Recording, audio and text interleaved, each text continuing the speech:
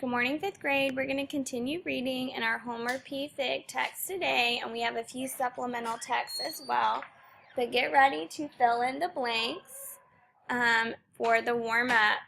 Before Homer can get to Mr. Brewster's house, he passes out from hunger.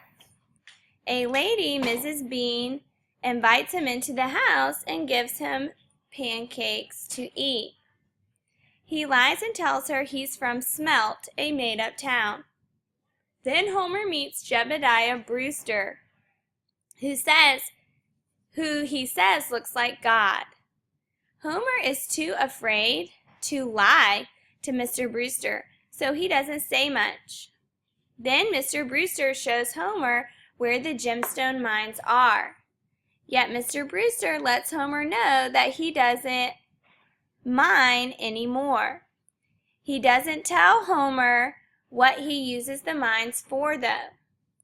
Last, Mr. Brewster tells Homer that he knows Stink and Smelt and what they are up to. Homer is shocked. Press pause to fill in the blanks and play when you're ready for the focus question. The focus question for today is, how does our understanding of the text, how does our understanding of Quakers help us better understand Mr. Brewster's words and actions? Our vocabulary words today are Society of Friends, which is a religious group that was founded in 1650, and that is a synonym for Quaker. So Quaker and Society of Friends are the same thing. These are their symbols, and it's like a religious group. All right. The text we're going to be reading today is The Underground Railroad, but before we begin, we have a video that we want to watch, and the questions you'll need to answer is, what is the Underground Railroad, and why did people travel on the Underground Railroad?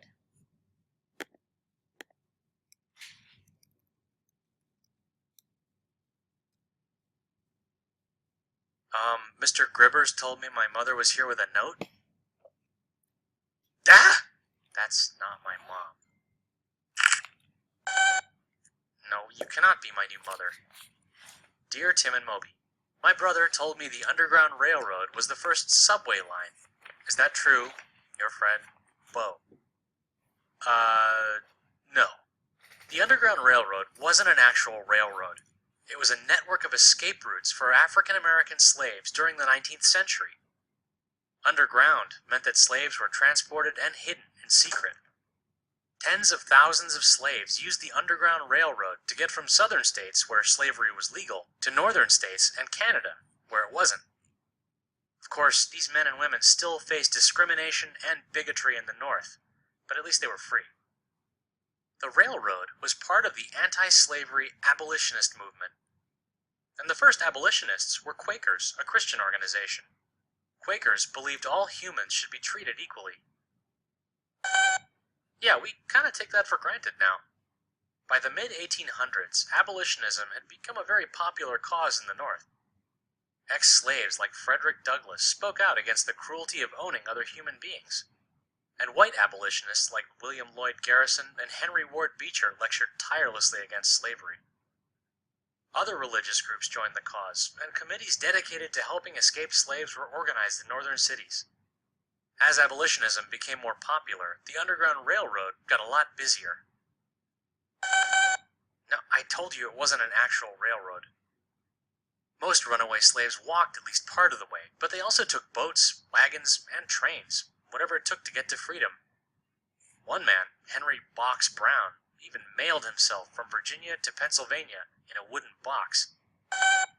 Well, he had help. The box was nailed shut by an abolitionist shop owner and reopened by a group of Pennsylvania abolitionists. The journey to freedom was not an easy one. It could be over 1,000 miles. They avoided main roads and often traveled at night when it was easier to escape notice. Sometimes they were forced to hide in swamps to avoid capture. Many families risked jail time by hiding escaped slaves on their property. And many took an even greater risk by personally guiding slaves to freedom. Harriet Tubman is the most famous of these Underground Railroad conductors. She was born into slavery in Maryland, but escaped to Pennsylvania in 1849. Over the years, Tubman made about 19 journeys from north to south and helped about 120 slaves reach freedom. Nope, she never got caught. Needless to say, Southern slave owners weren't thrilled about the Underground Railroad, and they resented the North for interfering with their, property. They were especially outraged at Northern laws that aided the slaves' escape. In several northern states, it was illegal to arrest escaped slaves or hold them in local jails. Some states granted escaped slaves the right to jury trials and provided them with lawyers. Often, juries would refuse to convict, and the slaves would go free. So the Southerners got the federal government to pass the Fugitive Slave Law of 1850. It stated that any law enforcement official who didn't arrest a runaway slave had to pay a $1,000 fine. And people who sheltered or helped escaped slaves were subject to jail time. The law infuriated Northern abolitionists. Most continued helping African Americans reach freedom in Canada, even though they now faced serious consequences for doing it. The 1850s were a chaotic, bloody decade as the slavery issue ripped the United States apart. In 1861, the conflict exploded into the Civil War. You can learn more about it in our Causes of the Civil War movie. I really have to get to my next class, Mom.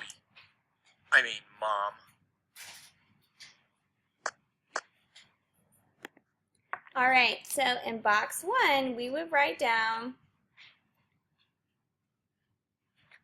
the Underground Railroad was a network of escape routes for slaves to get to freedom in the North. Press pause to write down your answer and play when you're ready for 1B. It says, why do people travel on the Underground Railroad? Our video told us that runaway slaves traveled on the Underground Railroad to get to freedom in the North. Quakers organized the Underground Railroad.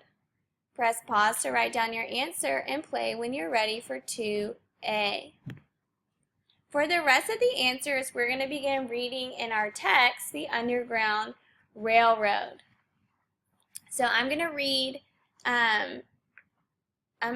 until conductors and stations, and we'll answer box 2. It says, the Underground Railroad was a term used for a network of people, homes, and hideouts that slaves in the southern United States used to escape to freedom in the northern United States and Canada. What is a railroad? Was it a railroad? The Underground Railroad wasn't really a railroad. It was a name given to the way that people escaped. No one is sure where it originally got its name, but the underground part of the name comes from the secrecy, and the railroad part of the name comes from the way it was used to transport people, conductors, and stations. The Underground Railroad used railroad terms in its organization. People who led the slaves along the route were called conductors. Hideouts and homes where slaves hid along the way were called stations and depots. Even people who helped by giving money and food were sometimes called stockholders. All right, so in box 2A it says, according to the text, what is the meaning of the terms conductors and stations in reference to the Underground Railroad? And if we go back in our text, we know that the conductors are the people who led the slaves along the routes. And the stations were the hideouts where the slaves hid along the way. So in box 2A, we will write, people who led the slaves along the route were called conductors. Hideouts and homes where slaves hid along the way were called stations or depots. Press pause to write down your answer and play when you're ready for 2B. It says, who worked on the railroad? We're going to read the next section to find the answer. Many people from various backgrounds worked as conductors and provided safe places for the slaves to stay along the route.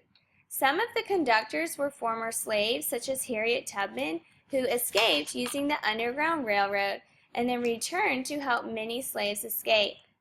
Many white people who felt that slavery was wrong also helped, including Quakers from the North. They often provided hideouts in their homes as well as food and other supplies. So according to the text in 2b, we would write, some of the conductors were former slaves, just like it says in our text. And then we would also write, and many white people who felt that slavery was wrong, like Quakers, helped provide hideouts and supplies for runaway slaves. Press pause to write down your answer and play when you're ready to keep reading. If it wasn't a railroad, how did people actually travel? Traveling on the Underground Railroad was difficult and dangerous. Slaves would often travel by foot at night. They would sneak from one station to the next, hoping not to get caught. Stations were usually around 10 to 20 miles apart. Sometimes they would have to wait at one station for a while until they knew the next station was safe and ready for them. Okay, and so 3A asks us, how did people travel on the Underground Railroad? And if we go back in our text, it tells us that they would travel at night by foot as they snuck from one house to the next. So in 3A, we would write, slaves would often travel by foot at night, sneaking from station to station. Press pause to write down your answer and play when you're ready to keep reading. Turn the page. We're on the back of the page where it says, was it dangerous? Yes, it was very dangerous. Not only for the slaves who were trying to escape, but also for those trying to help them. It was against the law to help slaves escape, and in many southern states, conductors would be put to death by hanging. 3B asks us, why was the Underground Railroad dangerous? And if we go back on our text, we know that it was against the law to escape from slavery and to help people escape, and you could be put to death. Okay, so in 3B, we would write, slaves were escaping and people helping them do so were both breaking the law. The consequence for getting caught was often death. Press pause to write down your answer and play when you're ready for 4A. We're going to skip these two sections and go down to the part that talks about the Fugitive Slave Act and the abolitionists. It says, in 1850, the Fugitive Slave Act was passed in the United States. This made it a law that runaway slaves found in free states had to be returned to their owners in the South.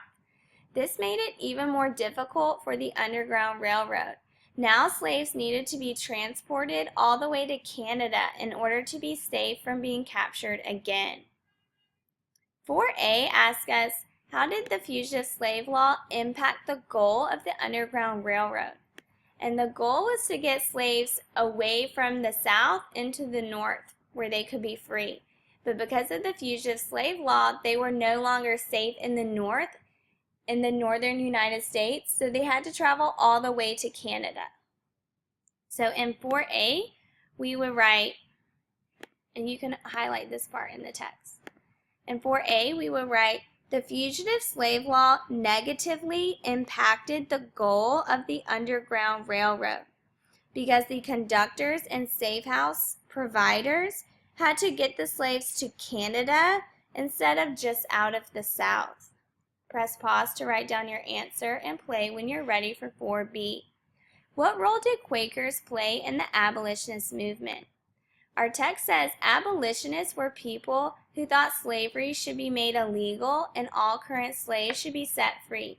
The abolitionist movement started with the Quakers in the 17th century who felt slavery was unchristian. So in 4B, we would write Quakers started the abolitionist movement and participated in the Underground Railroad. Press pause to write down your answer and play when you're ready for the paragraph. What role did Quakers play in the Underground Railroad? Use your evidence with details from the text.